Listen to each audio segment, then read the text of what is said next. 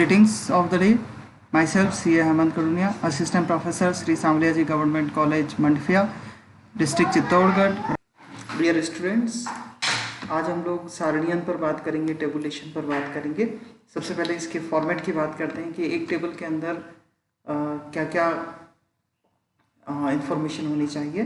किसी भी टेबल पर आपको सबसे पहले टाइटल देना होता है, उसको बॉक्स हेड देना होता है, स्टब्स देने होते हैं, उसकी मेन बॉडी पर डेटा लिखना होता है और फिर अंत में उसका सोर्स नोट लिखना होता है.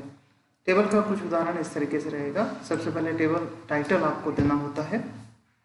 टेबल टाइटल के बाद जो भी आप कॉलम्स बनाएंगे उन्हें हम लोग कैप्शन बोलते हैं. इन कॉलम्स के जो भी हेडिंग्स आप देंगे कैप्शन नोट कहलाएंगे.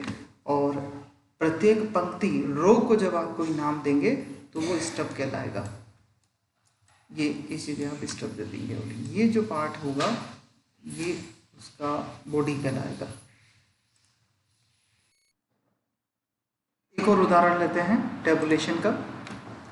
क्वेश्चन, निम्न सूचना को सारणीबद्ध कीजिए. एक कॉलेज द्वारा आयोजित पर्यटन में 80 व्यक्तियों ने भाग लिया, जिनमें से प्रत्येक ने औसत रूप से 15 रुपये 50 पैसे का भुगतान किया. इनमें से 60 छात्र थे, प्रत्येक ने 16 रुपये का चंदा दिया. अध्यापकों से अधिक दर से चंदा वसूल किया गया. नौकरों, जिसमें सभी पुरुष थे, की संख्या 6 थी और उनसे कोई चंदा नहीं लिया गया. स्त्रियों की संख्या कुल पर्यटकों की संख्या का 20% थी, जिनमें से एक अध्यापिका थी.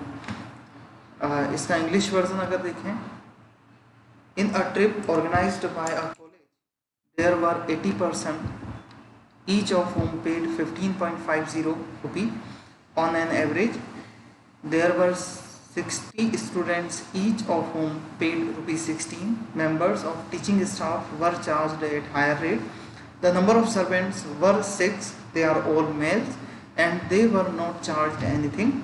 The number of ladies was 20% of the total, of which one was lady staff member.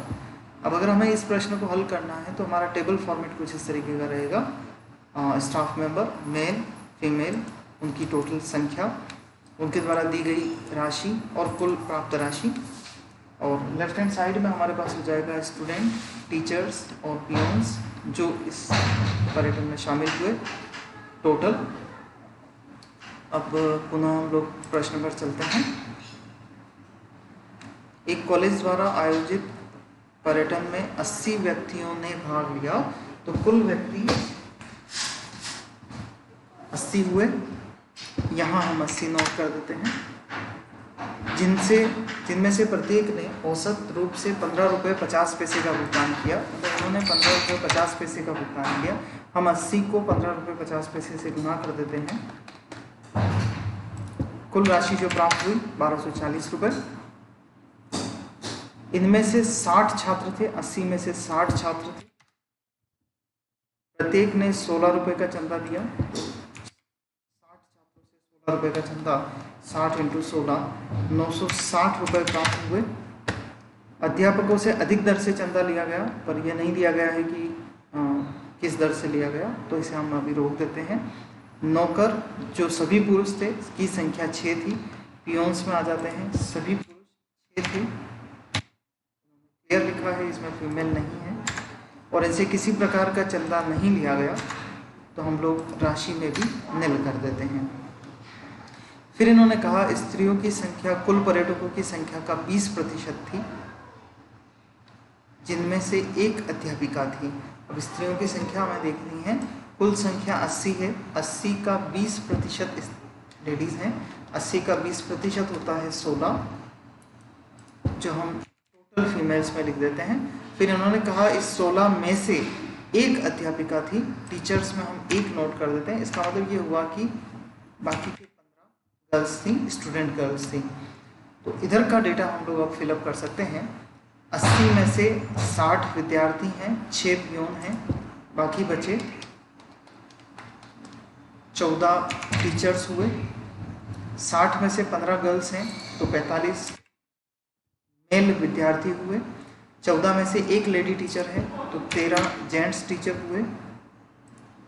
कुल 45 प्लस 13 प्लस 6, 64 मेल टीचर हुए, 64 प्लस 16 80 टोटल हो जाएगी।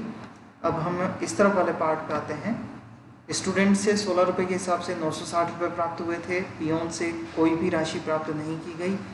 कुल जो चंदा रिसीव हुआ 80 लोगों से 15 रुपये 50 पैसे एवरेज के हिसाब से 1240 रुपये का चंदा प्राप्त हुआ। तो हम अब बैलेंस शीट फिगर टीचर्स से अनुदान निकाल लेते हैं, चंदा निकाल लेते हैं। 1240 में से 960 घटा लीजिए, 280 रुपये प्राप्त हुए। इस 280 में 14 लोगों में डिवाइड कर देते हैं, डिवाइडेड बाय 14। तो एक टीचर से 20 रुपये का कलेक्शन लिया गया, जो ये इस प्रश्न में दिए गए इस वाक्य को निर्धारित करता है कि अध्यापकों से अधिक दर से वसूल किया गया। स्टूडेंट से 16 रुपये लिए गए थे, जबकि अध्यापकों से 20 रुपये कैलकुलेट हुए।